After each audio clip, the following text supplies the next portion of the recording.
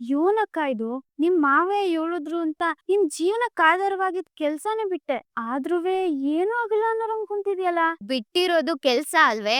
ಜೀವನ ಏನ್ ನಿಂತಿಲ್ಲ ಅಲ್ವೇ? ನಿಂತಿಲ್ದೆ ಇರ್ಬೋದು, ಆದ್ರೆ ಅವಳು ಸ್ವಾಭಿಮಾನಿ, ಬದುಕಕ್ ಏನ್ ಮಾಡಾಳು? ಹಠ ಛಲದಲ್ಲಿ ಬದುಕ್ತೀನಿ ಅಂತ ಹೋದೋರ್ಗೆ ಎಲ್ಲಾ ಬಾಗ್ಲು ಮುಚ್ಚಿದ್ರುನುವೆ ಅದ್ಯಾವ್ರು ಒಂದ್ ಕಿಟ್ಕಿ ಆದ್ರೂ ಬಿಟ್ಟಿರ್ತಾನೆ. ಅದು ಇದ್ದೇ ಇರ್ತದೆ ಬಿಡು. ಇಲ್ಲ ಮಗ, ನಿನಗೆ ಅವಳ ಮೇಲಿರೋ ನಂಬಿಕೆಯಿಂದ ನೀನ್ ಈ ಮಾತು ಹೇಳ್ತಿರ್ಬೋದು. ಇಟ್ಟವಾಗ್ಲೂ ನೋಡೋದಾದ್ರೆ ಅವಳ ಕನಸಿಗೆ ನಮ್ಮಿಂದಾನೇ ಅಡ್ಡಿ ಆಗ್ಬಿಟ್ಟದೆ. ನನ್ನ ಆಸೆ ಕನ್ಸ್ಗಳಿಗೆ ರೆಕ್ಕೆ ಕಡ್ದವ್ರೆ ಅವ್ರು ಅನ್ಮೇಕೆ ಅವ್ರು ಅಡ್ಡಿ ಆದ್ರು ಅನ್ನೋ ಮಾತ್ನ ಒಪ್ಕೊಳ್ಳೋದಕ್ಕಾಗತ್ತೆ? ಅವ್ರ ಉದ್ದೇಶನೂ ಒಳ್ಳೇದೇ ಆಗಿತ್ತು ಬಿಡು. ಉದ್ದೇಶ ಏನಾದ್ರೂ ಆಗಿಲ್ಲವ, ಆದ್ರೆ ಆಯ್ಕೊಂಡ್ ತಿಂತಿದ್ ಕೋಳಿಗೆ ಕಾಲ್ ಮುರ್ದಂಗೆ ಅವಳ ಸ್ವಾಭಿಮಾನದಿಂದ ಬದುಕು ಕಟ್ಕೊಳಕ್ಕೆ ಹೋಗ್ತಾ ಇದ್ಲು. ಇದನ್ನೆಲ್ಲ ಅಡ್ಡಿ ಮಾಡ್ಬಿಟ್ಟು ಆ ನೋವು ನನಗ್ ಸಾನೆ ಕಾಡ್ತದೆ ಕಣವ. ಇದ್ರಲ್ಲಿ ನೊಂದ್ಕೊಳ್ಳೋ ಅಂತದ್ ಏನಿದೆ ಚಂಪಾ?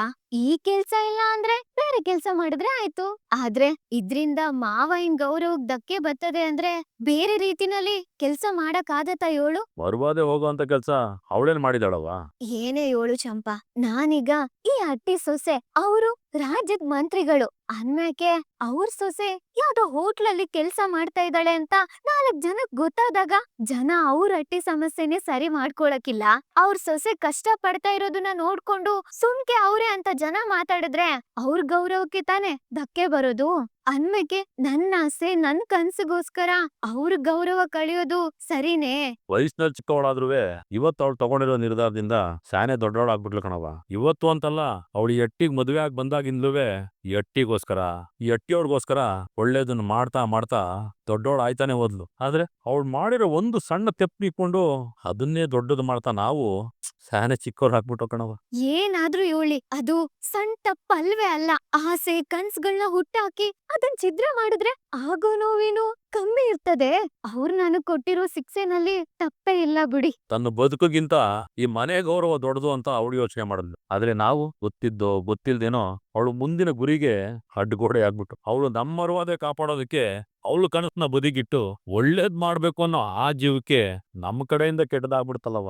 ಅಲ್ಲ, ಏನ್ ಕೆಟ್ಟದಾಗಿದೆ ಅಂತೀನಿ? ನಾನಿವತ್ತು ಕಳ್ಕೊಂಡಿರೋದು ಒಂದ್ ಕೆಲ್ಸ ಮಾತ್ರ, ಆದ್ರೆ ನಾನ್ ಪಡ್ಕೊಂಡಿರೋದು ಅದ್ರಕ್ಕಿಂತ 1000 ಪಟ್ಟು ದೊಡ್ಡದು. ನಾನ್ ಡಾಕ್ಟರ್ ಆಗ್ಬೇಕು ಅನ್ನೋ ಆಸೆನ ನಮ್ಮ ಅವ್ವನ್ ತವ ಹೇಳಿದಕ್ಕೆ ಇದೆಲ್ಲ ನಮ್ಮಂತವ್ರಿಗಲ್ಲ ಅಂತ ಹೇಳ್ತಿದ್ರು. ಆದ್ರೆ ಇವತ್ತು ನಾನು ಓದ್ತಾ ಇದ್ದೀನಿ ಅಂದ್ರೆ ಅದಕ್ ಕಾರಣನೇ ಈ ಅಟ್ಟಿಯವರು. ನನಗ್ ಧೈರ್ಯ ತುಂಬಿ ಬೆನ್ನೆಲುಬಾಗ್ ನಿಂತವ್ರು ಯಾರು? ಈ ಅಟ್ಟಿಯವರಯ್ಯ.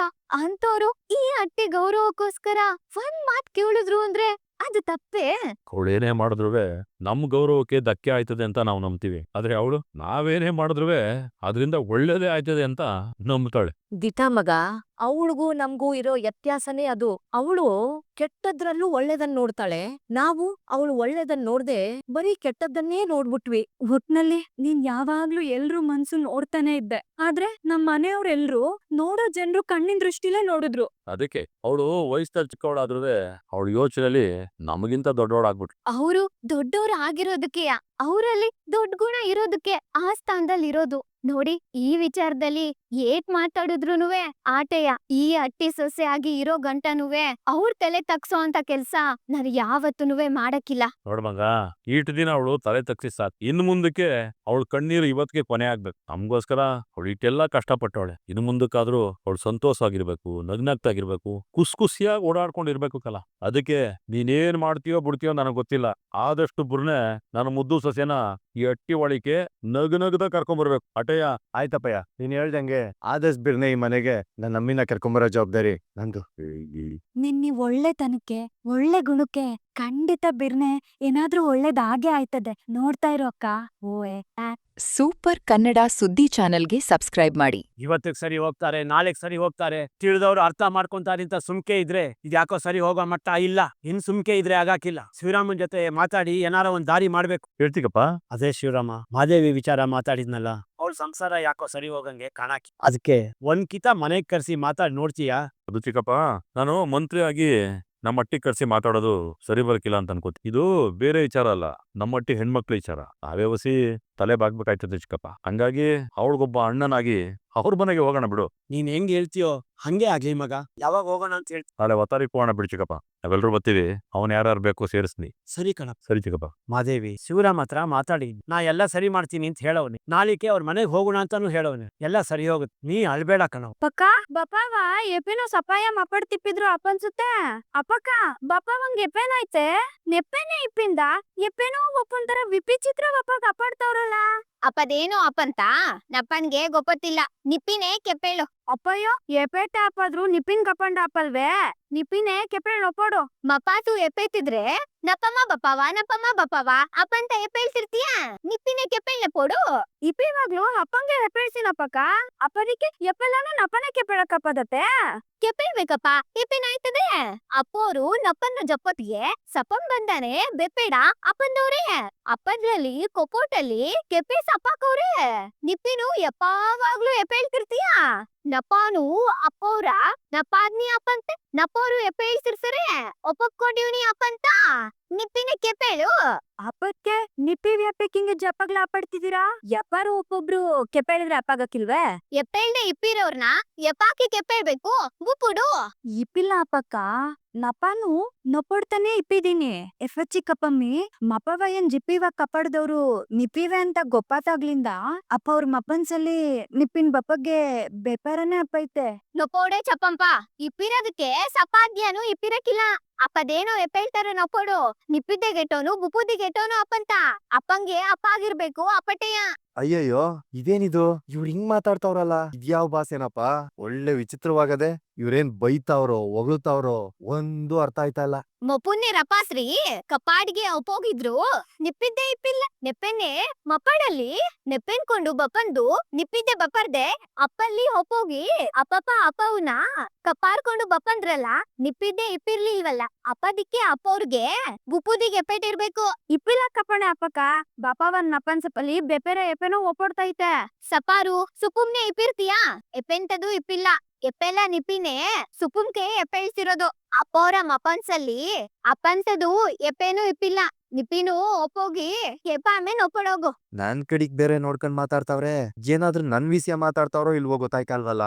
ನಾನ್ ಬೇರೆ ಈ ಭಾಷೆ ಯಾವತ್ತೂ ಕೇಳಿಲ್ಲ. 3 ಜನನು ಸೇರ್ಕೊಂಡು ನಂಗ್ ತಲೆ ಕೆಡಿಸ್ತಾವ್ರೆ. ಅದ್ ಏನ್ ಮಾತಾಡ್ಕೋತಾವ್ರೋ ಏನ್ ಕತೆನೋ ಒಂದು ಗೊತ್ತಾಯ್ತಲ್ಲ. ಅಲ್ಲ ಕಣೆ ಅಕ್ಕ, ಹೋಗಿ ನೀವ್ ಯಾಕಿಂಗ್ ಆಡ್ತಾ ಇದೀರಾ ಏನಾಯ್ತು ಅಂತ ಕೇಳಿದ್ರೆ ಅವ್ರ ಮನ್ಸಲ್ಲಿ ಏನಿದ್ದತ್ತು ಅಂತ ಹೇಳ್ತಿದ್ರು ತಾನೆ. ನೋಡೆ ಅದನ್ನೇ ಅಲ್ವೇ ನಿಂಗ್ ಬೇಡ ಅಂತ ಹೇಳ್ತಾ ಇರೋದು. ಮರ್ಯಾದೆಯಿಂದ ಅದೇನ್ ಕೆಲ್ಸ ನೋಡೋಗು. ಅಯ್ಯೋ ಮಾತಾಡ್ತಾ ಇದ್ರೆ ಹಂಗೆ ಇರು. ನಂಗೇನಾಗ್ಬೇಕು. ಏನೋ ಒಳ್ಳೇದ್ ಹೇಳಿದ್ರೆ ಹೆಗಲ ಮೇಲೆ ಶನೇಶ್ವರ ಇರ್ದಾಗ ಆಡ್ತಾರಲ್ಲ ಹಂಗ ಆಡ್ತಾ ಇದೀಯ. ಭದ್ರಭಾವ ಅವ್ರ ತೆಪ್ಪನ್ ಅರ್ಥ ಮಾಡ್ಕೊಂಡು ಬದ್ಲಾಗವ್ರೆ. ಅವ್ರ ಮನ್ಸಲ್ಲಿ ಬ್ಯಾರೆ ಏನೋ ಯೋಚನೆ ಮಾಡ್ತಾವ್ರೆ. ಆದ್ರೆ ಈ ನಮ್ ವಿದ್ಯಕ್ಕ ಯಾಕಿಂಗೆ ಒಳ್ಳೆ ಮುಸಂಡಿ ಆಡ್ದಂಗ ಆಡ್ತಾ ಇದ್ದಳು. ಪಾರಿಸಪ್ಪಕ್ಕ. ಅಯ್ಯೋ ಯಾಕೆ ಮುಜುಗರ ಪಟ್ಕೊತಾ ಇದ್ದೀರಾ? ಇಲ್ಲಿ ನೀವು ನನ್ನ ಹಳ್ಳಿ ಅನ್ನೋದನ್ನ ಮರ್ತು ಬಿಡಿ. ಇಲ್ಲಿ ಅವರಲ್ಲ, ಇವ್ರ ಜೊತೆ ನೀವು ಒಬ್ರು ಅನ್ಕೊಳ್ಳಿ, ಅವಾಗ ಮುಜುಗರ ಆಗಕ್ಕಿಲ್ಲ. ಆಮೇಲೆ ನಾವು ಆವತ್ತಿನ ಕೂಲಿನ ಅವತ್ತೇ ಕೊಟ್ಬಿಡ್ತೀವಿ. ಯಾಕೆಂದ್ರೆ ಈ ಮಾರ ಅವನಲ್ಲ, ಅವನು ಬಡವ ಆದ್ರೂ ಮನೆ ಜವಾಬ್ದಾರಿ ತಗೊಂಡವನೆ. ಕಷ್ಟಪಟ್ಟು ದುಡ್ದಿದ್ ದುಡ್ನ ಮನೆಗೆ ಏನ್ ಸಾಮಾನ್ ಬೇಕೋ ತಗೊಂಡೋಯ್ತಾನೆ. ಅಲ್ಲಿ ನೋಡಿ ಆ ಯಂಗ್ಸ್ಗೆ ಗಂಡ ಇಲ್ಲ, ಆದ್ರೂ ಮಕ್ಕಳು ಸಾಕ್ಬೇಕು ಅಂತ ಯಾರ ಮುಂದೇನು ಕೈ ಚಾಚದೆ ಸ್ವಾಭಿಮಾನದಿಂದ ಬದುಕ್ತಾವಳೆ. ಅವ್ರ್ ಬಿಡಿ, ನೀವು ಹೊಸದಾಗಿ ಮದುವೆ ಆಗಿದ್ದೀರಾ. ಜೀವನದಲ್ಲಿ ಮೊದಲನೇ ಕಿತ ಕಷ್ಟಪಟ್ಟು ಬೆವ್ರು ಸುರಿಸಿ ಸಂಪಾದನೆ ಮಾಡಿದೀರಾ. ತಗೊಳ್ಳಿ.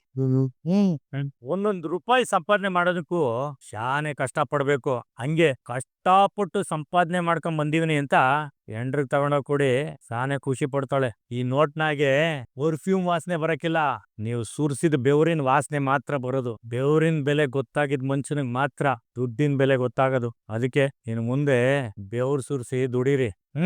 ಆಮೇಲೆ ಇನ್ನೊಂದು, ನಾಳೆಯಿಂದ ಒತ್ತು ನೆತ್ತಿ ಮೇಲೆ ಬಂದ್ಮೇಲೆ ಬರೋದಲ್ಲ, ಹೊಸಿ ಒತ್ನಂತೆ ಬಂದು ಕೆಲ್ಸ ಮುಗಿಸ್ಕೊಂಡೋಗಿ. ಏನೋ ಸೂಪರ್ ಕನ್ನಡ ಸುದ್ದಿ ಚಾನಲ್ಗೆ ಸಬ್ಸ್ಕ್ರೈಬ್ ಮಾಡಿ. ನಮಸ್ಕಾರ ಕೊಡ್ರಿ. ಎಲ್ಲ ಸಂದಾಗಿದ್ದೀರಾ? ಚೆನ್ನಾಗಿದೆ ಕೊಡ್ರಿ. ನಾಗ ಮಂತ್ರಿಗಳು ಬಂದಿದ್ರು ಇಲ್ಲ, ನಿಮ್ ಬಾವ ಬಂದಿದ್ರ, ಒಳ ಸೇರ್ಕೊಂಡು ಏನ್ ಮಾಡ್ತಾ ಇದೀಯ? ಬಾರ ಹೊರಗೆ. ಅಯ್ಯೋ ನಾವೇ ಒಳಗೋಯ್ತಾ ಇದೀವಲ್ಲ, ಬನ್ನಿ ಕರೆಯಪ್ಪರೆ ಹೋಣ. ಸಂದಾಗಿದ್ಯಲ್ಲ? ಹ್ಞೂ ಬಾವ ಸಂದಾಕಿವ್ನಿ. ಈಗ ಬಂದ್ರ ಕುಂತ್ಕೊಳ್ಳಿ. ಏನ್ ಬಾವ ಇಷ್ಟು ದೂರ ಬಂದ್ಬಿಟ್ಟಿದೀರಿ? ಯಾಕಪ್ಪ ಬರ್ಬಾರ್ದೆ? ಬರ್ಬಾರ್ದಂತೇನಿಲ್ಲ. ಅಲ್ಲ ನೋಡ್ರೆ, ನೀವ್ ಹೇಳ್ ಕಳ್ಸಿದ್ರೆ ನಾಗರಾಜನ್ ಕರ್ಕೊಂಡು ನಾವೇ ನಿಮ್ ಹಟ್ಟಿ ಹತ್ರ ಬರ್ತಾ ಇದ್ವಿ.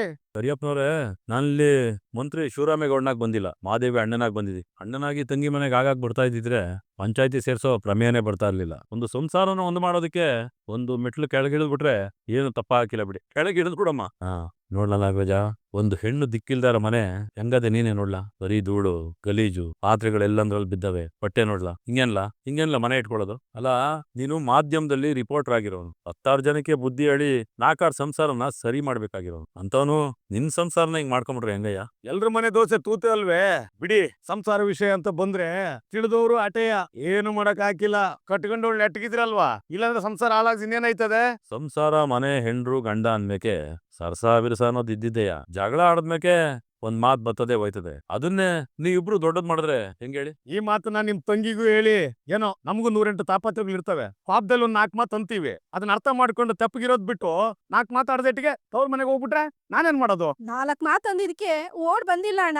ದಿನ ಹೊಡಿಯೋದು ಬೈಯೋದು ಇದನ್ನೇ ಮಾಡ್ತಿದ್ರು. ಸರಿ, ವಿಚಾರ ನಿಲ್ಗೆ ಬಿಟ್ಟಾಕು. ಎರಡೋ ಕಡೆ ತಪ್ಪಾಗಿರ್ತದೆ. ಇಲ್ಲಿ ಗಂಟ ಆಗಿದ್ದಾಗೋಯ್ತು. ಇನ್ಮೇಕಾದ್ರೂ ನೀವಿಬ್ರು ಅನ್ಸರ್ಸ್ಕೊಂಡು ಹೋಗೋದನ್ನ ನೋಡಿ. ಮೊದ್ಲು ಅವಳಿಗೆ ನೀವು ನೆಟ್ಟಿಗೆ ಬುದ್ಧಿ ಹೇಳಿ. ಅವ್ಳು ಮುಂದೆ ಏನಾದ್ರು ಹಿಂಗೆ ಮಾಡಿದ್ರೆ ಇವಳು ಸಾವಸನೆ ಬೇಡ ಅಂತ ನಾನ್ ಬೇರೆಯವ್ಳನ್ನ ಕಟ್ಕೋಬೇಕಾಯ್ತದೆ. ಅದೇ ಮಾತು ನೀನ್ ಎಂದ್ರ ಹೇಳಿದ್ರೆ ಹೆಂಗ್ಲಾ? ಮಾತೆತ್ತಿದ್ರೆ ಅಟ್ಟಿ ಬಿಟ್ಟು ಹೋಯ್ತಾಳಂದ್ರೆ ಇನ್ನೊಬ್ರು ಕಣ್ಕೊಳಕ್ ಹೋದಾಳೋ ಇಲ್ಲ ಊರಲ್ಲಿ ಇಟ್ಕೊಂಡವನ್ನ ನೋಡಕ್ ಹೋದಾಳೋ? ಏನೋ ಬಗ್ಳದೆ ಇನ್ನೊಂದು ಮಾತ್ರ ನಿನ್ ಬಾಯಲ್ಲಿ ಬಂದ್ರೆ ಕತ್ತರ ಸಾಕ್ಬಿಡ್ತೀನಿ. ನನ್ನ ಮೇಲೆ ಕೈ ಮಾಡಿ ನಾನೇ ದೊಡ್ಡ ತಪ್ಪು ಮಾಡ್ಬಿಟ್ರಿ. ಕೈ ಮಾಡೋದ್ ಮಾತ್ರ ಅಲ್ಲ, ಕತ್ತರ ಸಾಕ್ಬಿಡ್ತೀನಿ. ಇದನ್ನ ಇಲ್ಲಿಗೆ ಬಿಟ್ಬಿಡಿ. ನಾನೊಬ್ಬ ರಿಪೋರ್ಟರ್ ಅಂತ ಗೊತ್ತಿದ್ರು ನನ್ನ ಮೇಲೆ ಕೈ ಮಾಡಿದ್ರಲ್ವಾ, ನಿಮ್ಮ ಇಮೇಜ್ ನ ಹೇಗೆ ಡ್ಯಾಮೇಜ್ ಮಾಡ್ತೀನಿ ನೋಡ್ತಾ ಇರಿ. ಏಯ್, ನೀನ್ ನೆಟ್ಗಿದ್ದು ನಿನ್ ನಾಲ್ಗೆ ನೆಟ್ಗಿದ್ದಿದ್ರೆ ನಾನ್ಯಾಕೋ ಕೈ ಮಾಡ್ತಾ ಇದ್ದೆ? ನಾನ್ಯಾಕೋ ಕೈ ಮಾಡ್ತಾ ಇದ್ದೆ? ಅದು ಒಂದ್ ಹೆಣ್ಣು ಮಗಿನ ಬಗ್ಗೆ ನಾಲ್ಗೆ ಹರಿದ್ ಬಿಡ್ತಿಯಲ್ಲ, ನಿನ್ನೇನೋ ಮಾಡ್ಬೇಕು. ಸಾಕ್ ಮುಚ್ಚಾಯ ಬಾಯ್ನ. ಹೊಸರಿ ಸೊಸೆನ ಔಟ್ ಹೌಸ್ ಅಲ್ಲಿ ಇರಂಗ್ ಮಾಡಿ ಏನೋ ಹೆಣ್ಮಕ್ಳ ಬಗ್ಗೆ ದೊಡ್ಡದಾಗಿ ಕಾಳಜಿ ಇರೋ ಅಂತಾರ ಮಾತಾಡ್ಬೇಡ. ನಿನ್ ಬಗ್ಗೆ ಏನು ಗೊತ್ತಿಲ್ಲ ಅನ್ಕೋಬೇಡ. ನಿನ್ ಹಟ್ಟಿಲ್ ನಡೆಯೋ ಇಂಚಿಂಚು ವಿಷಯನೂ ನಂಗೆ ಗೊತ್ತು. ಅದೇನ್ರೆ ಯಾರ್ ಮುಂದ್ಬಿಟ್ಟೆ ನಿಂತ್ಕೊಂಡು ಏನ್ ಮಾತಾಡ್ತಿದ್ದ ಗೊತ್ತಾ ನಿಮ್ಗೆ? ನಾಲ್ಗೆ ಬಿಗಿ ಹಿಡಿದು ಮಾತನಾಡಿ. ನಾನ್ ಯಾರದ್ದು ಗೊತ್ತಿದ್ದು ನನ್ ಮೇಲೆ ಕೈ ಮಾಡಿ ತಪ್ಪು ಮಾಡ್ರೆ ನಿನ್ ಮಗ ಇವತ್ತೇ ನಮ್ ಚಾನಲ್ ಅವ್ರೆಲ್ಲ ಕಳಿಸಿ ರಿಪೋರ್ಟರ್ ಪವರ್ ಏನಂತ ತೋರಿಸ್ತೀನಿ. ನನ್ನ ಮೇಲೆ ಕೈ ಮಾಡ್ಬಿಟ್ಟೆ ಅಲ್ಲ, ಅದು ನನ್ನ ಮೇಲೆ. ಇವನ ರಾಜಕೀಯ ಬೇಳೆ ಬೇಯಿಸ್ಕೊಳ್ಳೋದಕ್ಕೆ ಇವನ್ ಸೊಸೆನ ಹೆಂಗ್ ಬಳಸ್ಕೊಂಡಿದಾನಂತ ನನಗ್ ಗೊತ್ತು. ನಿಮ್ಮ ಗರ್ಭಿಣಿ ಸೊಸೆ ಮನೆಯಲ್ಲಿನ ಔಟ್ ಹೌಸ್ ಅಲ್ಲಿ ಇದಾರೆ ಅನ್ನೋ ಆರೋಪ ಕೇಳಿ ಬರ್ಸಿದೆ. ಇದ್ರ ಬಗ್ಗೆ ನೀವೇನು ಹೇಳ್ತೀರಾ? ಹಾಗಾದ್ರೆ ಔಟ್ ಹೌಸ್ ಅಲ್ಲಿ ಇರೋ ನಿಮ್ಮ ಸೊಸೆನ ನಾವು ಕವರ್ ಮಾಡ್ಬೋದಾ? ನೀವು ನಿಮ್ಮ ರಾಜಕೀಯದ ಬೆಳವಣಿಗೆಗೋಸ್ಕರ ನಿಮ್ಮ ಸೊಸೆನ ಟ್ರಂಪ್ ಕಾರ್ಡ್ ಆಗಿ ಯೂಸ್ ಮಾಡ್ತಿದ್ದೀರಾ ಅಂತ ಜನರು ಆರೋಪ ಮಾಡ್ತಿದ್ದಾರೆ. ಇದು ಸತ್ಯನಾ ಸುಳ್ಳ? ನಿಮ್ಮನ್ನ ಕೇಳ್ತಾ ಇರೋದು.